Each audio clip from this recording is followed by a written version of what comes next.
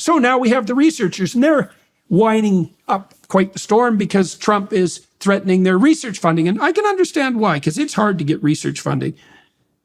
Academics probably spend a third of their time writing grants, which is also appalling, and also an indication of the corrupting influence of government funding. But it's hard to get research funding, and you need it to run your lab, to hire graduate students, to buy equipment. Although at places like Harvard, the endowment could in principle be used for such difficult things. So being hit where the money is distributed is, that's a tough blow. And it does threaten the continuation of the research enterprise as it currently exists. But this is the point. Since at least the early 2010s, DEI statements have become ubiquitous in academic hiring, promotion, and grant applications, particularly at elite universities like Harvard. Researchers dependent on federal funding, for example, $37 billion from the National Institutes of Health in 2024, have dutifully complied, often prioritizing ideological conformity and, let's say, cowardice over merit and bravery, for sure. And so, I started to see this about in 2010, where I would write a grant application for the Natural Sciences and Engineering Research Council, or the Medical Research Council, or Social Sciences and Humanities Research Council. This was in Canada, but similar entities exist in the US. And I'd have to write out an ideological belief statement. And I thought, no bloody way am I doing that. There's no excuse for that. It's completely irrelevant to my commitment to seek truth as a scientist and a researcher, and to teach truth to my students. And so I thought, to hell with you. You need me more than I need you.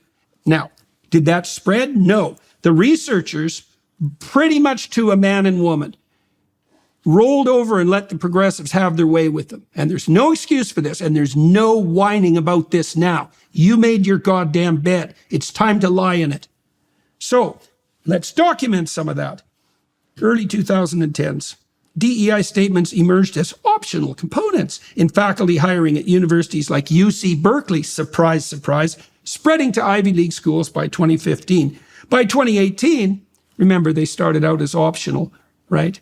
Well, maybe we should have some more people of color as our research assistants or our professors. Well, let me tell you, I sat on a lot of hiring committees as a professor, and any person of color who is vaguely qualified, and I mean vaguely, is going to be snapped up by universities so fast you can't bloody well believe it. And that's been the case at least since the 1980s.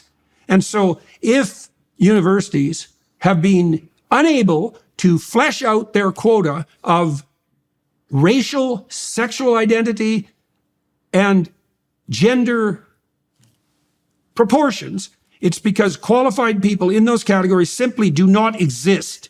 Now, no one will say that, but we'll get back to that when we discuss McGill in Canada. And that, I'm telling you, this is the straight truth. I sat on lots of hiring committees.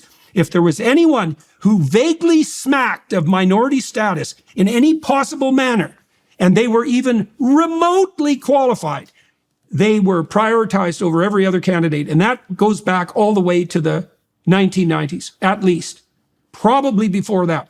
There's probably no institutions in the world that have tried to be more inclusive without sacrificing merit until recently than the universities. And if they're not able to do it, and you think that's a consequence of systemic racism, well, then you're one of those neo-Marxist types that really we shouldn't be contending with anymore, especially not in the universities. Okay, so back to, and we notice as well, DEI statements are optional in 2010, but by 2018, they're mandatory. And then it gets worse than that. They're not only mandatory, but they're the criteria by which faculty are now hired.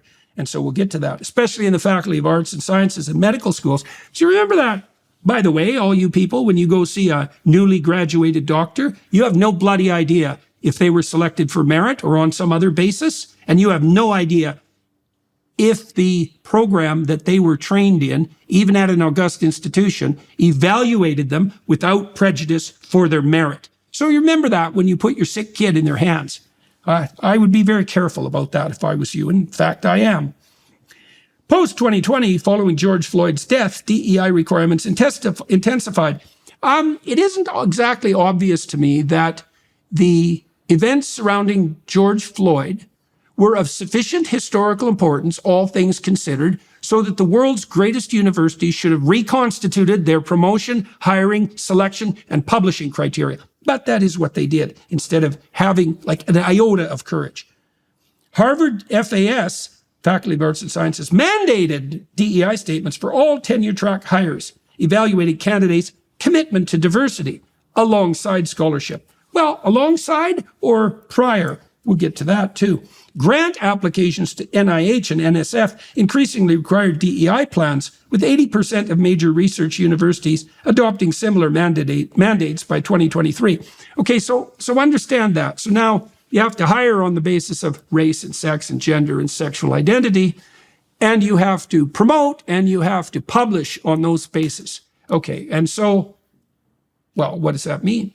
It means that you've stopped using truth, quality, and merit as criteria. So why the hell should you be getting any money? Now, let me make another case here, and I know this to be true as well. So I talked to a lot of professors at Stanford, especially at the Hoover Institute, And there were some people in Stanford, like Jay Bhattacharya, who's doing quite well now in the new Trump administration, just as case in point, who stood up against the woke mob in the mid-2010s. And Jay suffered pretty tremendously because of that, but he had a few colleagues around him who stuck by him. And you know, it's possible for the woke mob cancellation psychopaths to go after people one by one really successfully. But if there's like 5 of you and you're major researchers and stellar professors and you band together, they haven't got a hope. And so how many places did that happen at? Well, it happened at Stanford. That's one place. And that was also a place, by the way, because it had the Hoover Institute, that had a place where there were actually some classic liberals and conservatives. It's not like Jay Bhattacharya is some kind of Nazi. You know, first of all, he's a person of color. And so, you know, obviously should be credited with that for what it's worth. But what am I making a case for here?